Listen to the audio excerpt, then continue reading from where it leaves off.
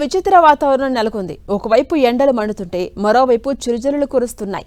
దీంతో రాబోయే 2 రోజుల్లో వాతావరణ పరిస్థితులపై కీలక హెచ్చరికలు జారీ చేసింది ఏపీ విపత్తుల నిర్వహణ సంస్థ. ఒకవైపు భానుడి భగభగలు, మరోవైపు అకాల వర్షాలు, ఇలా విభిన్న వాతావరణం ఉంటుందని తెలిపింది. ఏపీలో ప్రస్తుతం తీవ్ర ఉష్ణోగ్రతలు రికార్డు అవుతున్నాయి. అదే సమయంలో కొన్ని ప్రాంతాల్లో అకాల వర్షాలు కురుస్తాయని ఏపీ విపత్తుల నిర్వహణ సంస్థ పేర్కొంది. ఈ అసాధారణ వాతావరణ మార్పులకు ప్రధాన కారణం తెలంగాణ నుంచి రాయలసీమ మీదుగా తమిళనాడు వరకు విస్తరించిన ద్రోణి ప్రభావమని వెల్లడించారు.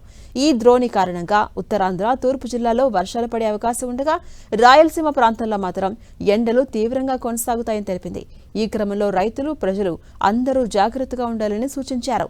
ఇక తెలంగాణ నుంచి రాయలసీమ, తమిళనాడు మీదుగా మన్నార్ గల్ఫ్ వరకు విస్తరించి ఉన్నటువంటి ద్రోణి ప్రభావంతో ఏపీలోని పలు జిల్లాల్లో వర్షాలు పడే ఛాన్స్ ఉంది.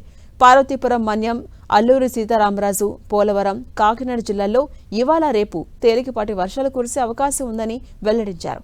వర్షంతో పాటు పిడుగులు పడే ఛాన్స్ కూడా ఎక్కువగా ఉన్నందున ఉరుములు వచ్చేటప్పుడు రైతులు, పసుకాపర్లు చెట్ల కింద ఉండకూడదని హెచ్చరించారు.